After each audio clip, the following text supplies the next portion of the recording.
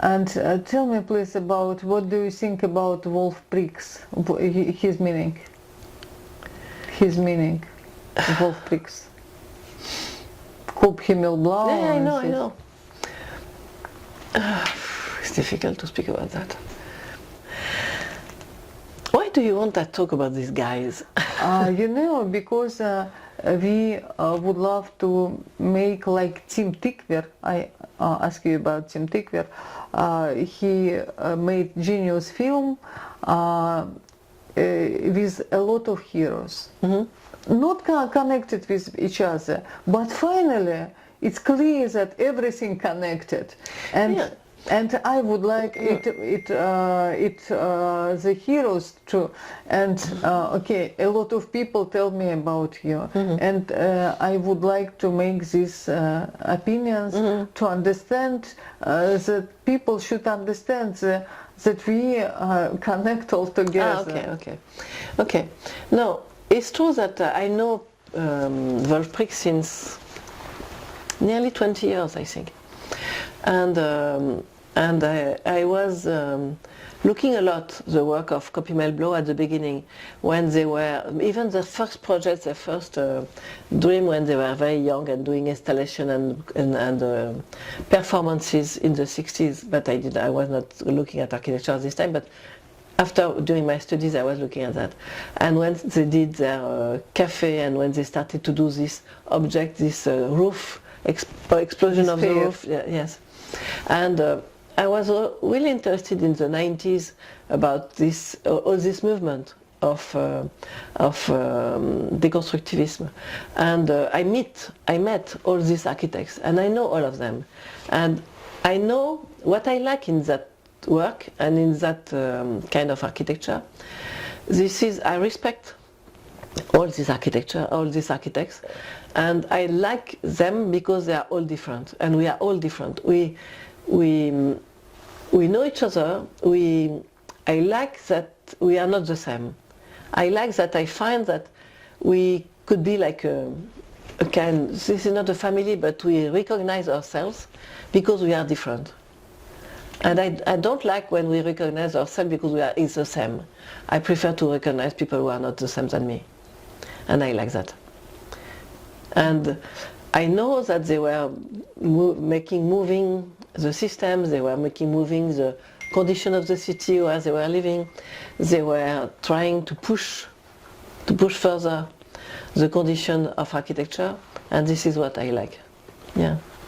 And when it was your startup, after school, after institute, what was your dream? You're an architect, and what office, what it was, image, dream image, what it was? Wolf told me that they would love to be like Rolling Stones. Oh yeah, okay, I know. He says always that, like that. And I don't know if I had a dream. I knew that I will become an architect, but I knew that it will be very long because I'm a woman. So when I started, my father told me at the beginning that it's not a profession for a woman. So who was your father? His profession? He was administrative. He was not. I was not in a family where architecture was very important. I was not in a very well cultured family. I was living in Provence, and but I don't know why. But I was fascinated by architecture, painters, artists, the world of art. And thanks to one of my teachers when you understand this, how old are you? When I decided I look at that, it was when I was teenager, when I was between 10 and 15. What pushed you? One of my art teacher at the high school, who showed me that, and I was really involved, and I was looking at that, and I was doing paintings a lot, and I was doing a lot of that. And this is how, because of my family, I was not thinking that I could I was not thinking about architecture at the beginning. But when I came to the university, and I came... University in Paris? No, it was in Brittany, in Rennes. And I was going for history of art, And I met some students in architecture, and I came to the School of Architecture. And thanks to them, I discovered that this is, because I was really looking at what they were doing, and I said, this is what I want to do. And I Family didn't support you? No, my family didn't. Because my father told me that it's not a profession for women, because he didn't know any. He didn't know because he was not in, but at this time there were not so many women, you know. And but I have decided to do that, and so it's why I left my family, and I came to Paris to study architecture, and I supported myself for doing that. Family was angry when you became independent? No, they didn't understand. But they knew that they knew because I was born in a family of 7 children, you know, and I was in the middle, so I was always the one different. I was always like the black sheep in the middle of a white sheep family, you know. And I was always the one who was rebel, who was always contesting everything, who was always against everything. So they knew that they can't go against me when I do that. They let me go, and I decided to quit and to go. Maybe it came from childhood, this very traditional background, and your fight against and receive some result, something new. Yes, in architecture too. Yes, this is exactly. This is the same. This is because you know I was not the first. I was because you have the first in the family. This is different. I was just in the middle. Because I'm in the middle, I have to find my way. I have to find my way to exist, and this is why maybe I was fighting so much, and I was always fighting since I was born, and my parents said that all the time. So when I decide, and this is in my nature, to fight and to be able to go to the end, to the result that I want to achieve, and.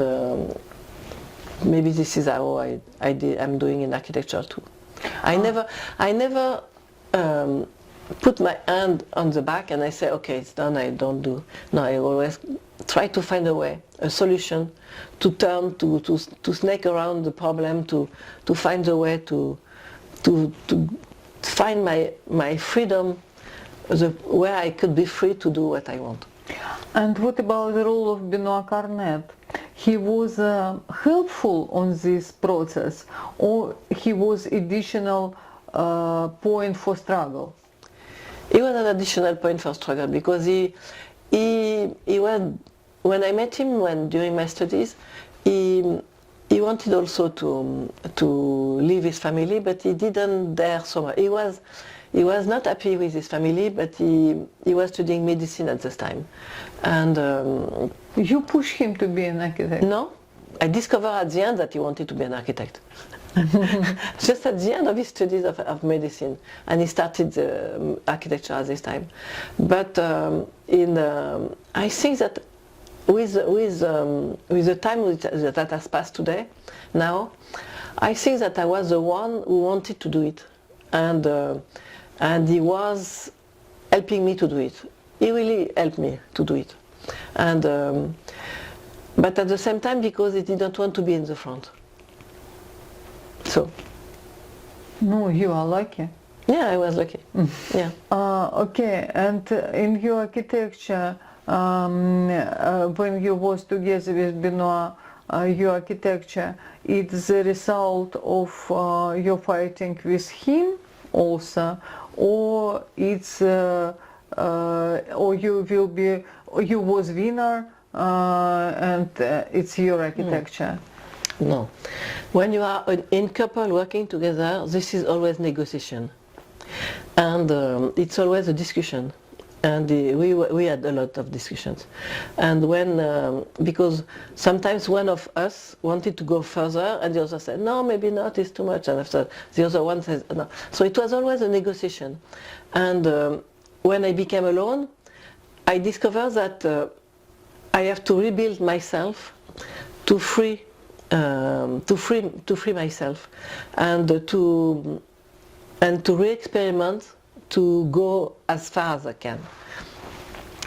And this is why I always say that what we did together before is a particular part, and what I do now is different, because this is it, and it can't be, maybe it inherited from the past, but also I have to rebuild myself, because you know when I became alone, I discovered that I'm a woman, because before we were working in couple and perceived as a couple, so I didn't care about the fact that I was a woman.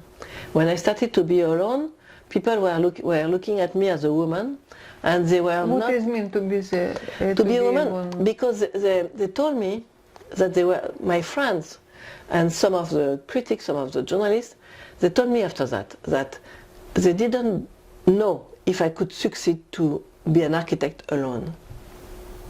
So it was really something that I received in my face, that I discovered that because I'm a woman, I am perceived as a woman, and people will not perceive me as before, and they were not perceiving me as before, and they were not sure that I could achieve what I wanted to do. And for me it was a shock, because when I did my studies, and I started before Benoit, because he was students when I started, and after that we worked together, and after that I worked by myself, so it was a shock to discover that people were not strongly behaving that I could do. Because of men because of men behind because you. of men. No, because the world of architecture is a world of men, and because there are still not so many women, and thanks to the project of Rome, people discovered that I can do, and I can do something good, and only a few of architects told me that they believe that I could. They believed in me. The others were... When you believe yourself from very beginning? Oh yes. You know about yourself? Yes, but I knew from the very beginning that because I'm a woman, it will be very long. Because I was looking, I was searching who was already a woman architect, and I didn't find so many when I was starting. And I knew that I have to be patient. I discovered that except if you have a sportman or a sportwoman, or if you're an actress, in all the fields, the women who succeeded were old. I knew that from the beginning. So I was thinking that I know that when I will be older, I could be recognized from my work. But for the moment, when I was a young one, I know that it is not possible. And but Benoit was more impatient. He wanted to be recognized more faster, and I knew that it was not possible. It was important for you to be recognized, to be. It was famous. Important that not to be famous, but that I can achieve what I wanted to do. That my work is recognized. That what we were doing was recognized. Because when we did the BPO, for example, the first building which was very known. People were absolutely surprised because they didn't know us, and we were very young. And but they consider that it's possible because we were in couple. And when the journalists were coming, they were talking to Benoit more than to me. And after that, I discovered that this is why when I became alone, they were maybe not thinking that I can do. Or I was the one who was doing the lecture. I was the one who was meeting the client. I was the one who was in front all the time. But they didn't know that. You understand that you are a woman. What has been in architecture? What has been women architecture?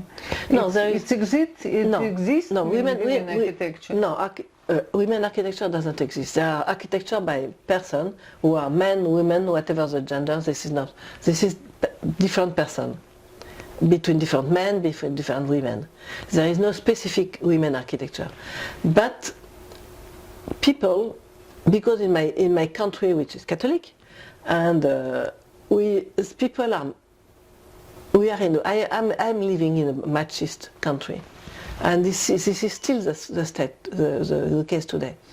And if you look at all over the world, this is the same. Women are considered less. Women are paid less. Women are, you have to do double. You have to prove double, triple to tell the world that that people recognize what you are doing. So I knew that. I understood that very early. And I knew that it will take a long time. What was the more important point in your professional career when you, like step by step, yeah? You understand that you are a woman and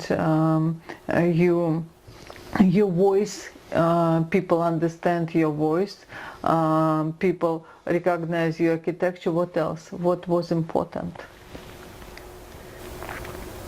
In architecture today, what is important for me is that it's the fact that architecture it's a culture that can help the world.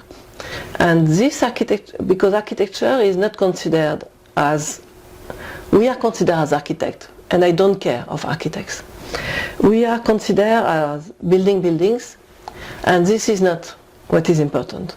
What is important is to help the society, to help the world, but what we are doing and what we are proposing. And this is for me the role of architecture. And this is much more large, much more wide than just designing a building. But nobody, when you talk to the general public, they don't know what architects are doing, what is architecture. Because nobody talks about that. And this is nice that you are doing that, because nobody knows what it is. And when I'm teaching, and I did my school of architecture for that, I want that the new generation is able to help the world, to provide some ideas, to think how to make people living better, and not only by designing building, but whatever, for helping communities, helping cities, but it's not just designing building. It's having the possibility to be problem solvers. And because architects are problem solvers. Because the problems that we are facing are very large, very big. And we have to convoke all the disciplines when we do architecture. We are at the beginning of a century, and the students that we have today will be the architects of the 21st century. If we don't think like that, when we are teaching, when we are educating, we are missing our job. Because when I was a student, even if it was after 68, so it was absolutely destroyed, my school. But most of the time in schools today, they are still educating in architecture as we were educating in the 19th century. 19th century, 20th century, and now we are in the 21st. And the 21st is absolutely different. With the robot, with the AI, with the digital, with everything, we will live differently. We will be different. And the young people is different today. They are not memorizing the same way than us. They are not concentrating themselves the same way than us. They have a different way of making their brain working. And because of that, we have to, and they are showing us the way we will live. Because the way students live is the way the society will evolve, where the society is evolving. And this is why we have to be really caring about them, to help them to create and to build for us, for the world, the century. And if we don't want to have a bad world around us, we have to help them. To help them to do that. And when we think about what is happening in the world today, we need to help them to be able to take position, to be able to be critical, to be able to think, to be able to not admit the status quo, to not be able to. So we have to help them to take a stand. And this is the more important. For this reason, I would love to make and promote this YouTube channel. It's not for professionals; it's for ordinary people. Yeah. To push them to understand, to make points for which they could understand something. Because I think that to live better, tomorrow, you have to be able to be people have to be able to understand that the innovations and the digital world is not frightened. But at the same time, you have to be enough self-critical to be able to not agree for everything. And so you have to have this balance between believing that it's possible and at the same time be self-critical to be able to, okay, have your own opinion and deal with that. But at the same time, able to welcome innovation. Yes. No, okay. And about Peter Noevera, he changed cultural world to the better, and not only Austrian international situation. And his deposit, in my opinion, to Austrian culture, incredible, huge. Yeah. But Austria pushed him out from his. It's a typical story. But you know, this is the same when for my former school. You know, the former school that I was directing in Paris, they pushed me out because it was what I was changing was too much for them at the end. But doesn't matter, because there are stones, and this is cycles, and these cycles are rolling. So this is like waves, you know, they are coming back and they will come back. So when you think about the avant-garde of the 60s, they were not building so much. But today, most of the people are looking at them. Because you look at that and you say, okay, it was joyful, it was a nice idea, it was strong ideas for the world, etc. So, what you propose, even if you are rejected, this is important to propose. You never have to be annoyed or bored by proposing something.